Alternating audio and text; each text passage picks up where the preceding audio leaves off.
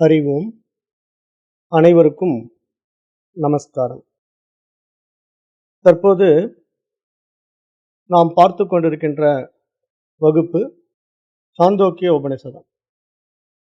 இப்ப இந்த சாந்தோக்கிய உபநிஷத்துல பூம வித்யா அப்படிங்கிற ஒரு முக்கியமான பகுதியை பார்த்துட்டு இருக்கோம்.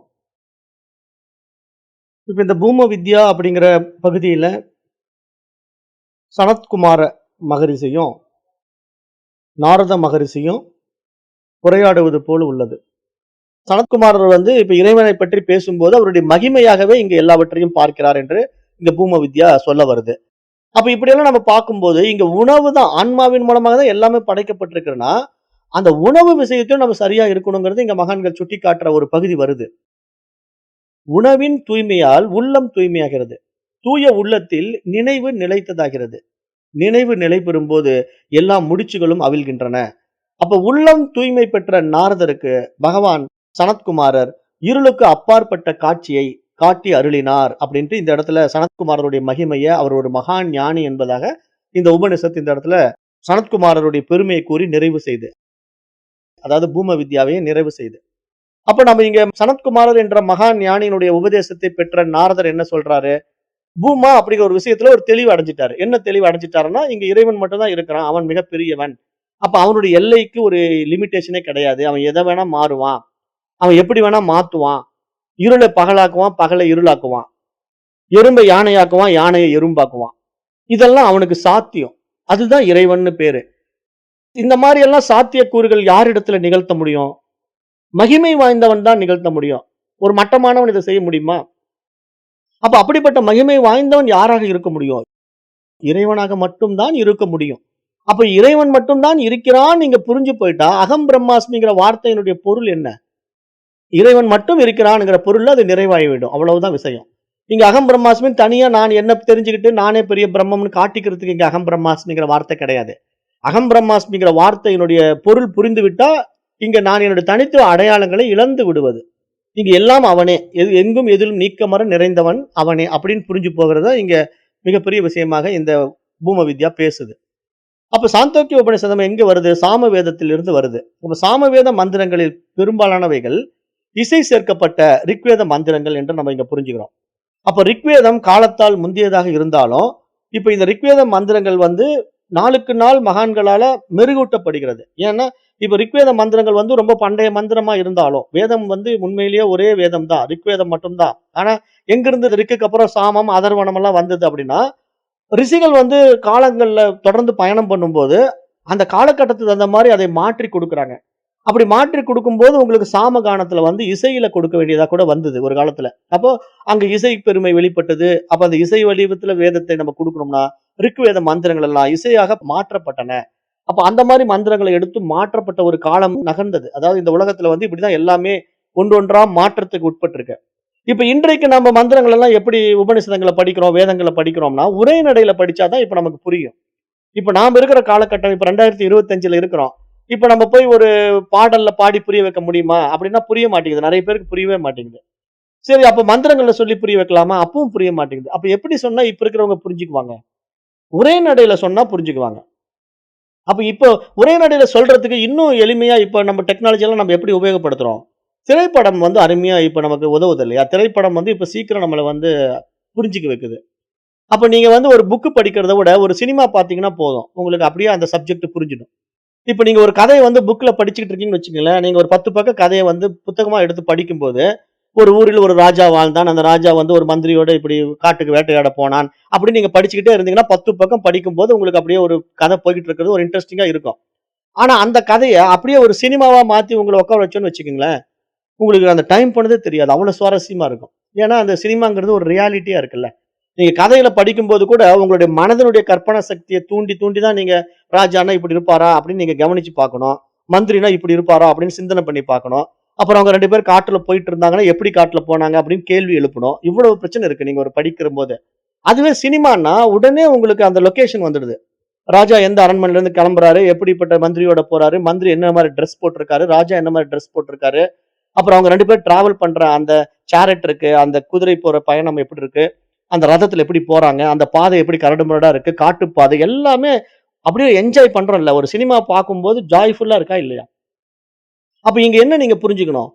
இந்த புரிதல், அதாவது இந்த விஷயம் வந்து நீங்க எந்த அளவுக்கு அப்டேட் பண்ணி குடுக்குறீங்களோ, அந்த அளவுக்கு சீக்கிரம் ரீச் ஆகும்.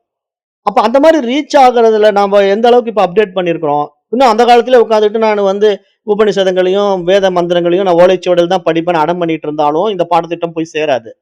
நோட் புக்ஸ்ல அல்லது பிரிண்டப்பட்ட பேப்பர்ல படிக்கிறேன்னு சொன்னாலும், அத சொல்லிக் குடுக்குறதுக்கு புரியாது. ஏன்னா, எல்லாம் மந்திரங்களா இருக்கு. யாரு இத சொல்லிக் குடுப்பா? அதுக்கு ஒரு வேத பண்டிதர் வேணும். அவர் சமஸ்கிருதம் படிச்சுட்டு வந்திருக்கணும். அவர் எடுத்து சமஸ்கிருத ஸ்லோகங்கள சொல்லி, அப்புறம் அவரு வந்து எடுத்து தமிழ் விளக்கம் குடுக்கணும். அப்படியே குடுத்தாலும் அந்த இடத்துல நெறைய பேர் தூக்கம் வந்துடும். தூங்கிடுவாங்க. ஏன்னா, அவரு சான்ஸ்கிரிட் மந்த்ராவ எடுத்து பாட ஆரம்பிச்சாருனாலே பாதி பேர் தூக்கம் வந்துரும். அப்ப இப்படிதான் இன்னைக்கெல்லாம் இந்த பாரம்பரியம்ங்கிற ஒரு விஷயத்துல நம்ம சிக்கிக்கிட்டு, இந்த விஷயத்த வந்து சமுதாயத்துக்கு எளிமைப்படுத்தி குடுக்காம இருக்கிறோம். அப்ப இப்ப நம்ம என்ன பண்றோம்? இத உரைநடையா மாத்திட்டோம்னா, இவ்வளவுதான் விஷயம்ப்பா, இப்படிதான் சொல்லுது. இத நான் உங்களுக்கு எளிமையா பண்ணி குடுத்துடுறேன். இப்ப புரிஞ்சுக்கங்க அப்படின்னு சொன்னா, லகுவா புரிஞ்சிடுதுல்ல. அப்ப காலத்துக்கு தகுந்த மாரி நாமளும் மாறிக்கிட்டே வரணும். அப்ப நம்முடைய அறிவாற்றலும் காலத்துக்கு தகுந்த மாரி மாறிக்கிட்டே இருக்கு. அப்ப இன்றைக்கு நம்ம இப்படிப்பட்ட டெக்னாலஜிய பயன்படுத்தி நம்ம இத குடுத்தோம்னா, லகுவா மக்களிடத்துல கொண்டு போய் இவைகளை சேர்க்க முடியும். அப்ப அப்படித்தான் இங்க மந்திரங்கள் வந்து ஸ்டெப் பை ஸ்டெப்பா ப்ராசஸ் ஆயி வந்திருக்கு. அப்ப இங்க வந்து இந்த இடத்துல என்ன சொல்ல வர்றாருன்னா, ஆன்மாவிலிருந்து 3 அடிப்படை மூலகங்கள் தோன்றி, எப்படி பிரபஞ்சமாக உருவாகியது என்பதை நம்ம ஏற்கனவே பார்த்தோம். ஆனா ஒன்றாக இருந்த ஆன்மா எப்படி பலவாறாக ஆகியது என்பது இங்கே எண்ணிக்கையின் வாயிலாக 1, 3, 5, 7, 9 என்றெல்லாம் தெரிவிக்கப்படுகிறது. அப்ப இந்த ஆன்ம காட்சி மிக மேலான அத்வைத அனுபவம் என்று இங்க சொல்ல வருது சாஸ்திரம். இந்த அனுபவம் வெறும் வார்த்தைகளாலோ, வாய் ஜாலங்களினாலோ, அறிவாலோ வருவதல்ல. அதற்கு தவம், பிரம்மச்சரியம் போன்ற கடின சாதனைகளின் வாயிலாக பக்குவப்பட்ட, தூய்மை பெற்ற, புனிதம் வாய்ந்த மனம் தேவைப்படுகிறது என்று இங்க மகான்கள் சொல்லித் தராங்க. அப்ப நீங்க இந்த மாரி பாடங்கள நீங்க உள்வாங்கும்போது, அதை புரிந்து கொள்வதற்கான ஒரு தகுதி என்ன அப்படின்னு கேட்கும்போது, நம்ம ஏற்கனவே இந்த வேதாந்த பாடங்களுக்கு உண்டான அடிப்படை நியதி என்ன சொல்லிக் குடுத்தோம்? சாதன, சதுஷ்டயம் அப்படின்னு 4 படிநிலைகள் சொல்லிக் குடுத்தோம். சாதன, சதுஷ்டய சம்பத்தின்னு பேரு அதுக்கு. அப்ப அந்த சாதன, சதுஷ்டயம் அப்படிங்கிற ஒரு நிலைக்குள்ள போய் தான் நாம இந்த மாரி விஷயங்கள வந்து நடைமுறைப்படுத்த முடியும். நம்ம அப்படியே சும்மா கதை கேட்கிற மாரிலாம் கேட்டு போனா, இங்க ஒண்ணும் புரியாது. அப்ப மனச வந்து பக்குவப்படுத்துவதற்கான சில பயிற்சிகளையும் நம்ம செய்ய வேண்டியதா இருக்குது அப்படிங்கிறத தான் இங்க சாதனைகள் என்று பார்க்கிறோம். அப்ப அந்த சாதனைகள நாம நடைமுறைப்படுத்தி, மனதை வந்து மேல்நிலை பரிமாணத்துக்கு உயர்த்தும் போது தான், இங்க நான் யார்? இறைவன் யார்? இந்த உலகம் எப்படிப்பட்டது? அப்படிங்கிற கேள்விக்கான பதில் கிடைக்கும். அப்ப நம்ம இங்க எல்லாமே மைண்ட் தான். இங்க நல்லா அடிப்படை விஷயம் புரிஞ்சுக்கணும். நீங்க என்ன மாரி எண்ணங்கள மனசுக்குள்ள எழுப்புறீங்களோ, அது எல்லாம் மைண்டுங்கிறத நல்லா புரிஞ்சுக்கங்க. இப்ப நான் இந்த பாடத்த நடத்திக்கிட்டு இருக்கும்போது, நம்பிக்கை வர்றதும் மனசு தான். நம்பிக்கை இழப்பதும் மனசு தான். ஒருத்தருக்கு வந்து இந்த பாடத்திட்டத்தின் மேல நம்பிக்கை இருக்கும். அவங்க ஏத்துக்கிட்டு அடுத்தது என்ன சொல்ல வர்றாருன்னு கேட்பாங்க. ஒருத்தருக்கு இந்த பாடத்திட்டத்தின் மேல நம்பிக்கை இருக்காது. அவங்க கேட்க மாட்டாங்க, வெளியேறிடுவாங்க. அப்ப நீங்க யோசனை பண்ணி பாருங்க. இத கேட்காம வெளியேறினவரும், இத ஆர்வமா கேட்கிறவரும் எங்க இருக்காங்க? மனசுல தான் இருக்காங்க. அவங்கவங்க மனோபாவம் தான். ஒருத்தருக்கு இந்த விஷயத்த தெரிஞ்சுக்கணுங்கிற கியூரியாசிட்டி இருக்கு. ஆர்வம் இருக்கு. அவரு என்ன பண்றாரு? அவருடைய மனத வந்து இந்த பக்கம் திருப்புறாரு. சரி, நீங்க என்ன சொல்ல வர்றீங்க சொல்லுங்க. அது எப்படிங்க? அகம் பிரம்மாஸ்மின்னா அது புரியலையேங்க, எனக்கு சொல்லுங்க அப்படின்னு கேட்கும்போது, அத நம்ம புரிய வைக்கிற விஷயத்த உள்வாங்குறதுல அவருடைய மனம் எந்த அளவுக்கு ஒத்துழைக்குதோ, அந்த ஒத்துழைப்பின் அடிப்படையில மட்டும் தான் அவர் அதுல சாதிக்க முடியும், ஜெயிக்க முடியும். ஆனா அவருக்கு அந்த மனம் ஒத்துழைப்பு குடுக்காம, ஏனோ தானோ அப்படிங்கிற அந்த விஷயத்துல அவர் இருந்தார்னா, அப்ப அவருக்கு இந்த பாடத்திட்டம் உள்ள போகாது. அப்ப இங்க எல்லாமே மைண்டுங்கிறத நீங்க நல்லா புரிஞ்சுக்கணும். அப்ப இந்த மைண்டுங்கிறது எதன் அடிப்படையில இருக்குதுன்னா, உடலின் அடிப்படையில இருக்குது. அப்ப இந்த உடலுங்கிறது எதன் அடிப்படையில இருக்குன்னா, உணவின் அடிப்படையில இருக்குது அப்படிங்கும்போது, இங்க நீங்க உணவும் பார்த்து தான் சாப்பிடணும் அப்படிங்கிறத இங்க சாஸ்திரம் சுட்டிக்காட்டுதுங்கிறத நான் பல பாடங்கள்ல சொல்லியிருக்கிறேன். இங்கேயும் அத பற்றி நம்ம கொஞ்சம் பார்க்கலாம். எப்படி அப்படின்னா, இப்ப உணவை பற்றி ராமானுஜர் பேசும்போது, ராமானுஜருடைய கருத்து என்ன சொல்றாருன்னா, உணவை பகுத்தறிவது அப்படிங்கிற ஒரு விஷயத்துல வரும்போது, உடலுக்கும் மனதிற்கும் தேவையான சக்திகள் அனைத்தும் உணவில் அடங்கியுள்ளன. நாம் உட்கொண்ட உணவு நம் உடலில் பல இடங்களுக்கு கொண்டு செல்லப்பட்டு, கிரகிக்கப்பட்டு, நம் உடலிற்கு தேவையான ஒரு புதிய வளர்ச்சியை கொடுத்துள்ளது. நம் உடலும், மனமும் நாம் உட்கொள்ளும் உணவிலிருந்து அடிப்படையில் வேறுபட்டது அல்ல. எப்படி இந்த தூள உலகில் நாம் காணுகின்ற காட்சியும், அதில் இருக்கின்ற சக்தியும், அந்த ஜட பொருள்களும் நமது மனமாகவும், உடலாகவும் ஆகியுள்ளனவோ, அதுபோல உடலுக்கும், மனதிற்கும், உணவுக்கும் இடையே உள்ள அடிப்படை வேற்றுமை எல்லாம் வெறும் தோற்றத்தில் மட்டும் தான் இருக்கிறது என்று இங்க யார் சொல்றார்? ராமானுஜர் சொல்றார். ராமானுஜரோட தன்னுடைய கருத்த முன்வைக்கிறார். ஏன்னா மனம் அப்படிங்கிற ஒரு விஷயத்துல இந்த உடல் மனமாக 2ம் எப்படி இயங்குது அப்படின்னா, இங்க நம்ம உண்ணுகின்ற உணவின் அடிப்படையில் இயங்குது. ஏன்னா, நான் அன்னைக்கே உங்களுக்கு இந்த பாடத்திட்டத்துல ஆரம்பத்துல சொன்னேன். அதாவது உத்தாலகருக்கும், சேத்தகேதுக்கும் ஒரு விஷயத்த பிராக்டிகலா டெஸ்ட் பண்ணி பார்க்கலான்னு முடிவு பண்ணாங்க. அப்ப 15 நாள் உணவு எடுக்காம விட்டுட்டாங்க.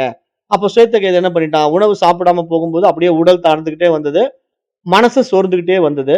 ஒரு சர்டன் ஸ்டேஜ்ல அவன் 15வது நாள் வந்து அப்பாவ சந்திக்க வரான். உத்தாலகர் கேட்கிறாரு, "சரி நீ 15 நாள் இப்படியே சாப்பிடாம இருந்தீ இல்லையா? பரவாயில்ல. நீ அந்த வேத மந்திரங்கள் எல்லாம் படிச்சியல்ல, எங்க ஒரு 2, 3 மந்திரம் சொல்லுன்னு" கேட்கிறாரு. அவனுக்கு ஒண்ணுமே ஞாபகத்துக்கு வரமாட்டேங்குது. ஏன் ஞாபகத்துக்கு வரல? அவனுக்கு சக்தி போயிடுச்சு. அந்த உணவினால் கிடைக்கக்கூடிய சக்தி வந்து உடம்புலயும் இல்ல, மனசுலயும் இல்ல. அப்ப உணவு உட்கொள்ளும்போது மட்டும் தான் இந்த உடம்பு மூலமா நமக்கு மனதுக்கும், உடம்புக்கும் சக்தி வருதுன்னு நீங்க நல்லா புரிஞ்சுக்கணும். அப்ப அப்படிப்பட்ட உணவு எப்படிப்பட்ட உணவாக இருக்க வேண்டும்ங்கிற அடிப்படை நியதியும் நீங்க புரிஞ்சுக்கிட்டா மட்டும் தான், நீங்க உடம்ப ஆரோக்கியமா வச்சுக்க முடியும். ஆனா இன்றைக்கு நம்ம ஏன் உணவ பத்தி பேசுறோம்னா, இன்றைக்கு ஆரோக்கிய குறைபாடுக்கு அடிப்படை காரணமே உணவு முறை, தவறான உணவு முறை. ஏன்னா நாம வந்து இன்றைக்கு எப்படி வேணா சாப்பிடலாம்ன்னு சாப்பிடுறோம். அப்புறம் கண்டது கடையில போய் வாங்கி சாப்பிடுறோம். இப்ப நெறைய புது புது டெக்னாலஜிய கொண்டு வந்து நமக்கு புதுச்சு அந்த சுவையில அடிமைப்படுத்தி வச்சிருக்காங்க. இப்ப பார்த்தீங்கன்னா, பானிபூரி, அப்புறம் இந்த பீஸா, பர்கர், அப்புறம் என்னென்னமோ பேர் எல்லாம் வச்சு, இப்ப சாப்பிடுற ஐட்டங்கள் பார்த்தீங்கன்னா, விதவிதமா ஒரு காலிஃப்ளவர் சில்லி, அப்புறம் ஒரு காளான் சில்லி, அப்புறம் காளான் கிரேவி, இதெல்லாம் பார்த்தா அப்படியே நாக்குல டேஸ்ட் வாய் ஊர்ற மாரி எல்லாம் சுவையான உணவுகள குடுத்து, குடுத்து மக்கள ஒரு அடிக்ஷனுக்கு கொண்டு வராங்க. அந்த அடிக்ஷனுக்கு என்ன அடிப்படை விஷயத்த அவங்க கையாளுறாங்கன்னா, அஜினோமோட்டோ அப்படின்னு ஒரு கெமிக்கல உள்ள கலக்குறாங்க. ஏன்னா, அந்த அஜினோமோட்டோங்கிற கெமிக்கலுக்குள்ள போய் நீங்க அடிக்ட் ஆயிட்டீங்கன்னா, நீங்க எப்படி டீ, காஃபிய விட முடியாதோ, அது மாரி அந்த விஷயத்த விட முடியாது. அப்ப நெறைய பேர் என்ன பண்ணிட்டானுங்கன்னா, இப்போ இந்த மாரி உணவு பழக்கத்துக்கு அடிமையாயி, இப்ப நெறைய யங்ஸ்டர்ஸ் எல்லாம் என்ன பண்றாங்கன்னா, 2 பேர் ஃபிரெண்ட்ஸுங்க சந்திச்சாலே போய் காளான் சில்லி, காளான் கிரேவி, அப்புறம் இந்த காலிஃப்ளவர் சில்லின்ட்டு வாங்கி கண்டபடி விளாசுறானுங்க. ஹோட்டல் கடையில இன்னைக்கெல்லாம் நீங்க பேக்கரி போயிட்டீங்கன்னா, பேக்கரில இப்படிதான் பசங்கலாம் சாப்பிட்டு உட்கார்ந்துட்டு இருக்காங்க. பட் எல்லாருக்குமே கேன்சர் வருது. இப்ப என்ன விழிப்புணர்வு? இப்ப நான் நேத்து கோயம்புத்தூர்ல பஸ் ஸ்டாப்ல பார்த்தேன். கேன்சர் ஏன்னா ஆன்சர் அப்படின்னு போட்டிருந்தான். நல்ல ஒரு அருமையான வார்த்தைய போட்டிருந்தான். அதாவது எப்படியெல்லாம் அவன் டயலாக் விட்டு இந்த கம்பெனிக்காரங்க சம்பாதிக்கிறாங்க. கேன்சருக்கு ஆன்சர் அப்படின்னு அவங்ககிட்ட இருக்காமா. கேன்சருக்கு ஆன்சர் இருக்கு. என்ன? நீங்க போய் அந்த கன்சல்டன்ட் ஹாஸ்பிட்டல்ல போய் எனக்கு கேன்சர் வந்துருச்சுன்னு அவங்ககிட்ட கேட்டீங்கன்னா, அவன் ஒரு நல்ல ஆன்சர் குடுப்பான். அப்போ கேன்சர், ஆன்சர்ன்ட்டு ஒரு அட்வர்டைஸ்மென்ட்ட பார்க்குற அளவுக்கு நமக்கு இன்னைக்கு வளர்ந்துருக்கோம். நம்ம எங்க வளர்ந்துருக்கிறோம்? சாப்பாட்டு விஷயத்துல கண்டத தின்னு தின்னு நோயாளிகளா வளர்ந்துருக்கிறோம். அத சொல்றேன் நானு. வளர்ந்துருக்கிறோம் பெரிய அறிவாளிகள் ஆயிட்டு நடிச்சுக்க கூடாது. நம்ம எல்லாம் நோயாளிகளா வளர்ந்துருக்கிறோம். அப்ப இன்னைக்கு என்ன தேவைப்படுது? மருத்துவ உலகம். கேன்சர வச்சு காசு பண்றாங்க இல்லையா? அப்ப கேன்சருக்கான ஆன்சர நீங்க எங்க பெற முடியும்? அந்த டாக்டர்ட்ட போனா ஆன்சர் கேட்கலாம். ஆனா அந்த ஆன்சர் எப்படி இருக்கும்? இந்த மருந்த எடு, அந்த மாத்திரை எடு, கடைசியில இந்த ஹீமோதெரபி பண்ணிக்கிட்டு முடியெல்லாம் விழுந்து கடைசியில போய் சேரு அப்படிங்கிறது தான் முடியும். எதுல நிவாரணம் இருக்கு? எங்கேயுமே நிவாரணம் தருவது கிடையாது. மருத்துவ முறை எப்படி இருக்குன்னா, இமிடியேட் சொல்யூஷன். அப்போதைக்கு உனக்கு கர்ப்பப்பை வேலை செய்யலையா? கழட்டி விட்டுறலாம். பித்தப்பை வேலை செய்யலையா? கழட்டி விட்டுறலாம். இப்படிதான் இமிடியேட் நிவாரணம். ஆனா, காப்பாத்துறேன், உனக்கு அந்த உறுப்புகள செயல்பட வைக்கிறேன் அப்படிங்கிற மருத்துவம் இருக்கான்னா, அப்படி மருத்துவம் இல்ல இல்லையா? அப்படித்தானே இன்னைக்கு எல்லாம் போயிட்டாங்க. எல்லாருமே கமர்ஷியல் ஆயிட்டாங்க. இப்ப நீங்க வந்து அலோபதி மருத்துவம் தான் கமர்ஷியலா? அப்படின்னா இல்லவே இல்ல. ஆயுர்வேதமும், சித்தாவும் அப்படி அத விட மோசமா போயிடுச்சு. இப்ப ஆயுர்வேத மருத்துவம், இந்த சித்த மருத்துவம், இந்த ஹோமியோபதி மருத்துவம் எல்லாமே இப்ப எப்படி போயிடுச்சுன்னா, கார்ப்பரேட்டோட டை அப் பண்ணிட்டாங்க. அப்ப நீங்க எங்க போனாலும் மாற்றுறதுல நிச்சயம். அதுலருந்து நீங்க வெளிய வரவே முடியாது. ஏன்னா, உங்க தலையெழுத்து உங்க கிட்ட தான். அதாவது தீதும் நன்றும் பிறர் தர வாரா. அப்ப நம்ம இங்க என்ன புரிஞ்சுக்கணும்? உணவு விஷயத்துல நம்ம எச்சரிக்கையா இருக்கணுங்கிறதுக்காக இத சொல்றேன். ஏன்னா, இந்த இடத்துல நான் ஏன் இத பேசுறேன்னு நீங்க கேட்கலாம். ஏன்னா, இங்க மகான்கள் பேசுறாங்க. ராமானுஜர் பேசுறாரு. அவரு என்ன சொல்றாரு? இந்த மாதிரி உணவு முறைகள இப்படி நீங்க தவறா எடுத்துக்கிட்டீங்கன்னா, அது உள்ளத்துல மாற்றத்த உண்டு பண்ணும். அப்ப தவறான உணவு முறை வந்து உங்களுக்கு விருத்திகள மாத்தி விட்டுரும். அதாவது ரஜோ குணத்த அதிகப்படுத்தி விவகாரங்கள்ல ஈடுபட வச்சு, நம்முடைய சக்திகள் எல்லாம் வந்து விரயம் பண்ணிடும். அப்ப நம்ம வீணா வாழ்க்கைய தொலைச்சிடுவோம். அப்ப இப்படிப்பட்ட நம்முடைய எண்ணங்களுக்கு, நம்முடைய செயல்பாட்டுக்கெல்லாம் எது காரணமா இருக்குன்னா, உணவு ஒரு முக்கிய பங்கு வருகின்றன. அப்ப உண்ணும் உணவிற்கு ஏற்பவே இங்க எல்லாம் உருவாகின்றன என்ற ஒரு விஷயத்த ராமானுஜர் சொன்ன மாரி, சங்கரர் ஒரு பாணியில அழகா சொல்றாரு. பகவான் ஆதிசங்கரர் இருக்கார் இல்லையா? அத்வைதம், அந்த மத்வரு, அப்புறம் இந்த இவங்கலாம் இருக்காங்கல்ல, 3 மதாச்சாரியர்கள் இருக்காங்க. நமக்கு வந்து நம்முடைய சனாதன தர்மத்துல, நம்ம எப்படியெல்லாம் பார்ப்போம்? துவைதம், விசிஷ்டாத்வைதம், அத்வைதம். இந்த 3 நிலைக்குள்ள தான் நம்ம எல்லாருமே இருப்போம். ஏன்னா, ஒருத்தர் அத்வைதியா இருப்பாரு. ஒன்றே பிரம்மம் அப்படிம்பாரு. இன்னொருத்தர் துவைதியா இருப்பாரு. துவைதிக்கு என்ன இறைவன் வேறு, நான் வேறு அப்படிங்கிறதுனால அவங்க நெறைய ஆன்மாக்கள வச்சு வழிபாடு பண்ணிட்டு இருப்பாங்க. நான் ஒரு ஆன்மா, அவன் ஒரு ஆன்மா அப்படின்னு சொல்லிட்டு இருப்பாங்க. இவர்கள் எல்லாம் துவைதிகள். விசிஷ்ட அத்வைதிகள் என்ன பண்றாங்க? அதாவது இங்க இறைவனும் நானும் ஒன்றுதான். ஆனா ஒரு விதத்துல மாறுபடுறோம் அப்படிங்கிற கருத்தை அவங்க முன் வைப்பாங்க. அப்ப இவங்களுடைய கருத்துக்களை வந்து நம்ம உள்வாங்கி யாராவது ஒவ்வொருத்தரும் ஒவ்வொரு விஷயத்துல இருந்துகிட்டு இருப்போம். ஆனா இங்க மதாச்சாரியர்கள், மதத்தினுடைய ஆச்சாரியர்கள் இருக்காங்க இல்லையா? இவங்க என்ன சொல்ல வராங்கங்கிறத நம்ம உள்வாங்கும்போது, அவங்க கடைசியா ஒரு விஷயத்த உடைப்பாங்க. எல்லாமே மைண்ட் தான். நீ எந்த அளவுக்கு எங்க சிக்கிக்கிட்டு இருக்கன்னு உன்னை நீ தெளிவுபடுத்திக்கிட்டீன்னா, நீ உன்னுடைய சோர்ஸ்க்கு வந்துடலாம் அப்படிங்கிறத அவங்க பூடகமா பேசுவாங்க. அங்க அந்த வகையில ஆதிசங்கரர் சொல்றாரு. இதை வேறொரு கண்ணோட்டத்தில் ஆதிசங்கரர் பார்க்கிறார்.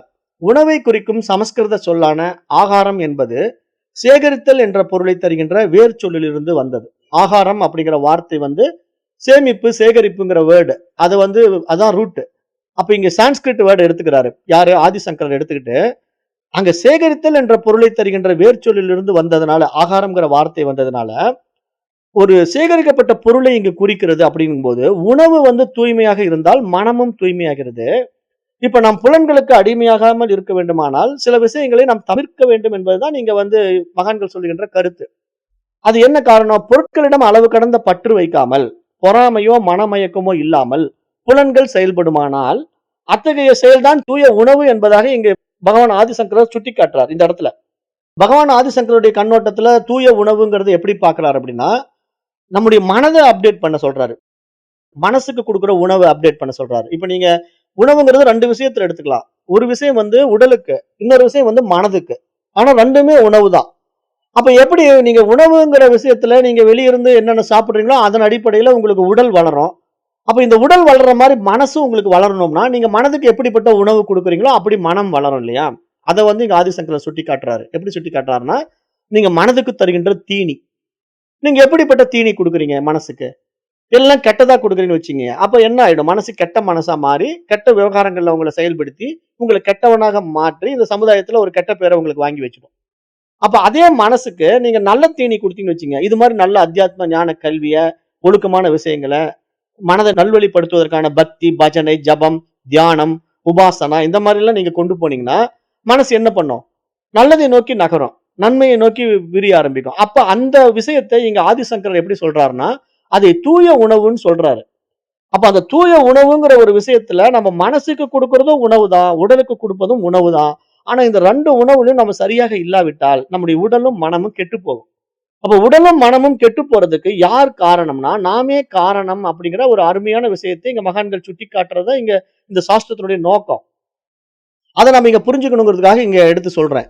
அப்ப மனம் எஜமானன் என்பது எதன் அடிப்படையில? புலன்களுக்கு எஜமானன் என்பது உண்மைதான். ஆனால் புலன்களுக்கு அடிமைப்படாதவர்கள் ஒரு சிலராகத்தான் இருக்க முடியும் என்று இங்க சொல்லப்படுது. ஏன்னா, இப்போ ஒரு இடத்துல ஃப்ரெண்ட்ஸோட போய் காளான் கிரேவி, காலிஃப்ளவர் சில்லி எல்லாம் சாப்பிட்டுட்டோம்னு வச்சுக்கங்களேன், உடனே நம்ம அடிக்ஷன் ஆயிடுறோம். ஏன் அடிக்ஷன் ஆகுறோம்? அவன் போடுற அந்த அஜினோமோட்டோ டேஸ்ட் நம்ம நாக்குல போய் பட்டு, அந்த நாக்குக்கு ஒரு விதமான டேஸ்ட்ட காட்டி குடுச்சு. டேஸ்ட் பட் என்ன பண்ணுதுன்னா, பட்ஸ் வந்து பிடிச்சு போச்சுங்குது அத. அந்த டேஸ்ட் எனக்கு பிடிச்சிருச்சுங்குது. உடனே அது எங்க போய் சேகரிக்குது? நம்முடைய பிரெயின்ல போய் நம்முடைய சித்தத்துல பதிவாகுது இந்த டேஸ்ட். அப்ப உடனே உங்களுக்கு திருப்பி எப்பயாவது சாப்பிடணும்னா, உடனே அந்த காளான் சில்லியும், அந்த காலிஃப்ளவர் கிரேவியும் உங்களுக்கு ஞாபகத்துக்கு வருது. உடனே திருப்பியும் போய் சாப்பிடுறீங்க. அப்படி ஒரு 2 டைம், 3 டைம் நீங்க சாப்பிட்டு பழகிட்டீங்க அப்படின்னா, உங்களால அத விடவே முடியாது. அப்ப அந்த மாரி நீங்க தொடர்ந்து சாப்பிட, சாப்பிட என்ன நடக்கும்? அந்த சாப்பாட்டுல கலக்கக்கூடிய அஜினோமோட்டோவும், அதனுடைய கலர வந்து சிகப்பா மாத்துவதற்கான அந்த கலர் கெமிக்கலும். ஏன்னா, இப்ப அந்த காளான் சில்லியும் உங்களுக்கு எப்படி போடுறான்? அப்படியே செவந்த நிறத்துல அப்படியே அழகா போட்டு எடுக்குறான்ல. அவன் எண்ணெயில போட்டு எடுத்த உடனே பார்த்தீங்கன்னா, அப்படியே செவந்து இருக்கும். அப்படி செவந்து எடுத்து எடுத்து அவன் போடும்போது பார்த்தீங்கன்னா, பார்க்கறதுக்கு ஒரு அழகாவும் இருக்கு. திங்கிறதுக்கும் ரொம்ப டேஸ்ட்டா இருக்கு. என்ன காரணம்? அந்த கெமிக்கல் ரியாக்ட். அப்ப இதுல நீங்க அடிமையான பிறகு உங்களுக்கு என்ன ஆயிடுது? உடம்பு ஆட்டோமேட்டிக்கா கேன்சருக்கு உட்பட்டுடுது. அப்ப இப்ப ஏன் இவ்வளவு கேன்சர்? இப்ப கேன்சருக்கு உண்டான விழிப்புணர்வு ஏன் குடுக்க வேண்டியதா இருக்கு? கேன்சர பரப்புறதும் இவங்களே தான். கேன்சருக்கு உண்டான விழிப்புணர்வு குடுக்குறதும் இவங்களே தான். இதுக்கு தான் நான் மாஃபியான்னு சொல்லுவேன். இந்த பாடத்துல நான் வந்து ஏன் மாஃபியான்னு சொல்லிக்கிட்டே இருப்பேன்னா, இவங்களே கேன்சர உருவாக்குவாங்க. இவங்களே கேன்சருக்கு தீர்வு சொல்லுவாங்க. தொட்டிலையும் ஆட்டி குழந்தைய கிள்ளி விடுறதுன்னு பேரு இதுக்கு. குழந்தைக்கு தூங்க வைக்கிறேன்னு சொல்றது. ஒரு பேருக்கு குழந்தைய நான் தூங்க வைக்கிறேங்கிறது. தூங்க வைக்கிற மாரி குழந்தை தொட்டில்ல ஆட்டிக்கிட்டே இருப்பான். அப்புறம் திடீர்னு அவங்க அம்மா பார்க்காதப்ப குழந்தைய கிள்ளி விட்டுருவான். அப்ப என்ன நடக்கும்? குழந்தை வீல் வீல்னு கத்திட்டு அழும். அப்ப திருப்பி ஏன் அழுது தெரியல, இருங்க ஆட்டி விடுறேன்னு திருப்பி ஆட்டுவான். அப்ப இந்த மாரி விளையாட்டுத்தனம் பண்றான்ல, இந்த வித்தையெல்லாம் பண்றவன் இருக்கிறான்ல, அந்த வித்தை பண்றவனுக்கு பேரு தான் மாஃபியான்னு பேரு. அப்ப அந்த மாஃபியா என்ன பண்ணுதுன்னா, இங்க கேன்சர உருவாக்குவதற்கான உணவு முறைகளையும் அறிமுகப்படுத்தும். அந்த உணவு முறைகள தின்ன பிறகு கேன்சர்ங்கிற நோயும் உங்களுக்கு வந்துரும். அப்புறம் அந்த கேன்சருக்கான ட்ரீட்மெண்ட்டையும் அறிமுகப்படுத்தும். ஆக மொத்தத்துல 2லயுமே இன்கம் பண்றானுங்க. அதை நீங்க புரிஞ்சுக்கணும்ல. நீங்க காலிஃப்ளவர் சில்லி, காளான் சில்லி சாப்பிட்டாலும் இன்கம் வருது அவனுக்கு.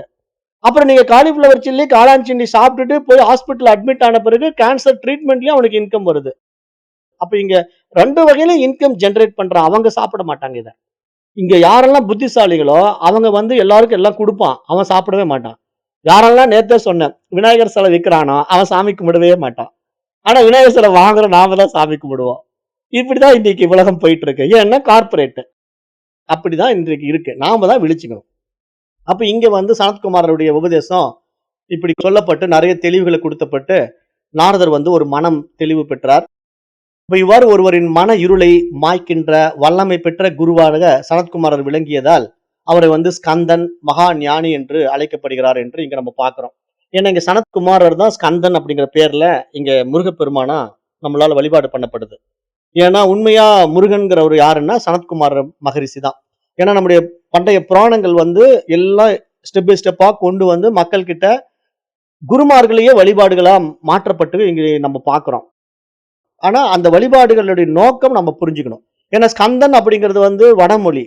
ஆனா இங்க தமிழ் மொழி வந்து முருகன் என்று அழைக்கப்படுறது. அப்ப இந்த முருகன் அப்படிங்கிற வழிபாடு வந்து உங்களுக்கு உபனிஷத் காலத்திலேயே இருக்கு. ஏன் அப்படின்னா முருகன் இப்ப இடையில வந்தவர் கிடையாது. எல்லாம் ரிஷிகளே தான். இங்க முருகனும் ரிஷி தான், சிவபெருமானும் ரிஷி தான், பெருமாளும் ரிஷி தான். எல்லாம் ரிஷிகள் தான். நாம என்ன பண்றோம்? அவங்கள கடவுளா மாத்தி வழிபாடு பண்றோம். எப்படி கடவுளா மாத்தணும்? புரிய வைக்கிற மாதிரி சொல்றேன். இப்ப நீங்க உங்க அம்மா வீட்டுல இருக்கிற வரைக்கும் நீங்க மதிக்கிறதே இல்ல. அம்மா இறந்து போன பிறகு போட்டோல வச்சிடுறீங்க வீட்டுல. அழகா போட்டோ வச்சு, அதுவும் எப்படி? வீட்டுல ஒரு ரூம்ல வந்து பெரிய சைஸ்ல ஒரு போட்டோ போட்டு, அதுல லைட் எல்லாம் ஜொலிக்க விட்டு, அதுல அப்படியே மினுமினுக்கிற மாதிரி மாலையெல்லாம் வாங்கி போட்டு, அம்மாவை நம்ம வழிபாடு பண்றோம். இப்ப அம்மா என்ன ஆயிட்டாங்க? கடவுள் ஆயிட்டாங்க. ஆனா அம்மா உயிரோடு இருக்கும்போது மதிச்சோமா? மதிச்சிருக்க மாட்டோம். இப்படிதான் நிறைய பேர் இருக்காங்க. ஆனா வெளிய வந்து அம்மாவை நான் கடவுளா வணங்குறேன் அப்படின்னு சொல்லி அம்மா போட்டோ வீட்டுல வச்சுக்கிட்டு பெரிய லெவல்ல அதுக்கு டெய்லி ஊதுபத்தி காட்டுவான். அம்மா போட்டோவுக்கு டெய்லி ஊதுபத்தி காட்டி கும்பிட்டு கும்பிட்டு போயிட்டு இருப்பான். அப்போ அந்த ஒரு வடிவேல் காமெடி எனக்கு ஞாபகம் வருது. காலையில என்ன பண்ணுவான்? அவங்க அம்மா வந்து கும்பிடுவான். பட்டையும் கொட்டையெல்லாம் போட்டு வருவான். அம்மா விழுந்து விழுந்து அப்படியே கும்பிடுவான். அம்மா என்று தெய்வம் இல்லை எல்லாம் பாட்டெல்லாம் பாடிட்டு ஆட்டோ ஓட்ட போவான். ஆட்டோ ஓட்டு சாயந்தரம் வரும்போது ஃபுல்லா தண்ணி போட்டு வருவான். வந்தவொடனே அவன் அம்மா பயந்துட்டு ஓடி போய் ஒளிஞ்சுக்குவாங்க. ஏன்னா அப்ப இருக்கிற வடிவேல் வேற, இப்ப இருக்கிற வடிவேல் வேற. காலையில நல்ல வாய் வடிவேலு, நைட்டு வந்து நாரவாய் வடிவேலுங்கிற மாதிரி காலையில வந்து அம்மாவை புகழ்ந்து பாடுவான். நைட்டு வந்தவொடனே கெட்ட வார்த்தையில அம்மாவை திட்ட ஆரம்பிச்சிருவான். அப்ப இந்த 2 கேரக்டர் எதுக்கு சினிமாவில் நடிச்சு காட்டுறாங்க? நாம அப்படிதான் இருக்கிறோங்கிறத காட்டுறாங்க. சினிமாவில காட்டுறாங்க. அப்ப சினிமாவில இப்ப என்னன்னா நம்ம வாழ்க்கைய இப்படி பாக்குறோம். அதாவது நாம வாழும்போது ஒரு மாதிரி இருக்கிறோம். ஆனா நம்ம அவங்க இறந்த பிறகு தெய்வம் ஆக்கிடுறோம். அப்படித்தான் இங்க எல்லாருமே தெய்வம் ஆக்கப்பட்டாங்க. இங்க முருகனு, விநாயகரு, சிவபெருமானு எல்லாமே கடவுளா எப்படி வந்தாங்க? எல்லாம் நமக்கு முன்னாடி வாழ்ந்த குருமார்கள், ரிஷிகள். அவர்களை பூரா நம்ம வழிபாடு பண்றோம். ஆனா அவங்க சொன்ன விஷயத்த வழிபாடு பண்றது கிடையாது. அவங்க என்ன சொன்ன வந்தாங்களோ அதை எடுத்துக்கிறது இல்ல. அவங்க வச்சுக்கிட்டு டெய்லி அவங்களுக்கு ஊதுபத்தியும் கற்பூரத்தையும் காட்டுறதுனால ஏதாவது பலன் இருக்கா? புரியுற மாதிரி சொல்றேன். அம்மா உயிரோடு இருக்கும்போது நமக்கு சொன்ன அட்வைஸ் புரியவே இல்லை. ஆனா அம்மா இறந்த பிறகு அவங்க போட்டோ ஊதுபத்தியும் நம்ம கற்பூரத்தையும் காட்டுறதுனால அம்மா சந்தோஷம் அடைவாங்களா? அம்மா போட்டோல இருக்கிற அம்மாவுக்கு என்ன சந்தோஷம் வரப்போகுது? ஒரு சந்தோஷம் வராது. போட்டோல இருக்கிற அம்மாவுக்கு நீங்க அறுசுவை உணவுகளை படைச்சாலும் அவங்க சாப்பிட போறது கிடையாது. ஏன்னா அவங்களுக்கு புலன்கள் கிடையாது. ஆனா உயிரோடு இருக்கும்போது நீங்க அம்மாவுக்கு போட்ட சாப்பாடும் அறுசுவை உணவுகளும் அவங்க சொல்ற வார்த்தையை நீங்க கட்டுப்பட்டு வாழ்வதுதான் அவங்களுக்கு உண்மையான சந்தோஷத்தை கொடுத்துருக்க முடியும். அப்ப இங்க அம்மாவுக்கு நம்ம உண்மையா செய்ய வேண்டிய அன்பு உணர்வை எப்படி காட்டணும்?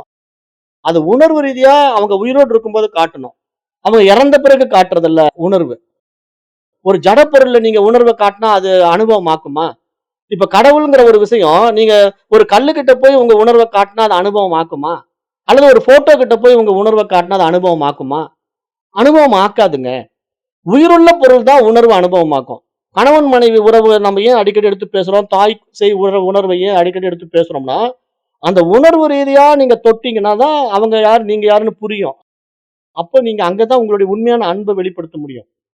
அந்த அன்புக்கு தான் இங்க அடைக்கும் தாழ் கிடையாது. அன்புக்கு உண்டோ அடைக்கும் தாழ்.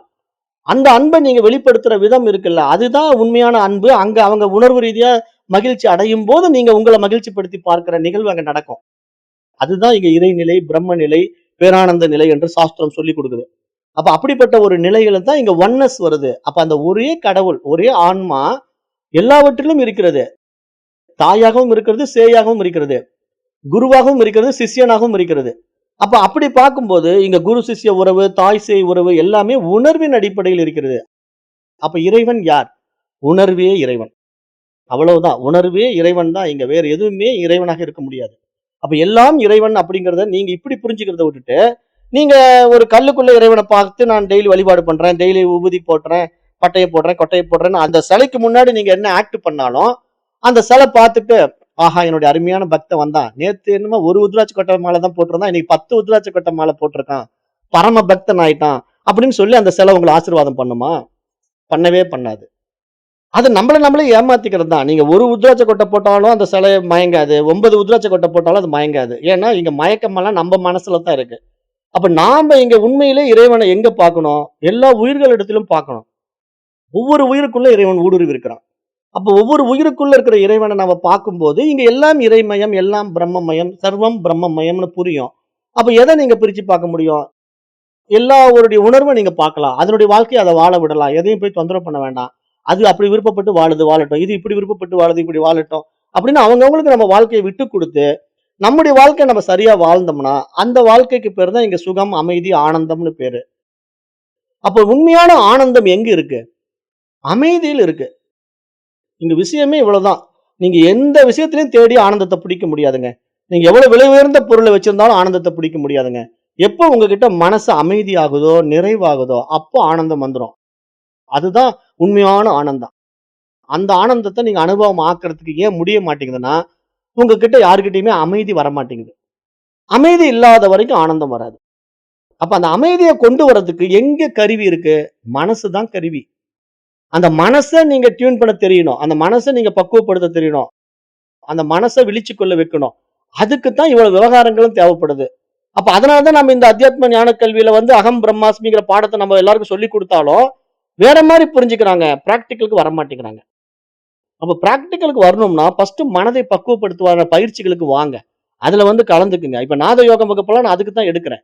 இப்ப நாத யோகம் வகுப்பு நான் ஏன் எடுக்க வேண்டியதில்ல? எல்லாம் பிரம்மம்னு சொல்லிட்டு நான் போயிட்டே இருக்கலாம்ல்ல. எல்லாம் பிரம்மம் நான் சொன்னா எப்படி நீங்க புரிஞ்சுக்கிறீங்க? புரிஞ்சுக்கவே மாட்டேங்கிறீங்க. அமைதி தன்மைக்கே மனசு போல. அப்ப மனச அப்டேட் பண்றதுக்கு நீங்க சில வித்தைகள பண்ணித்தான் ஆகணும். சில பயிற்சிகள பண்ணித்தான் ஆகணும்.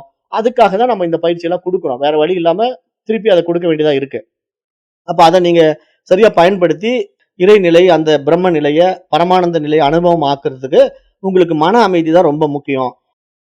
அது புரிஞ்சு போச்சுன்னா, அது எங்க கிடைக்கும்? ஆத்மாவிடத்துல தான் இருக்கு.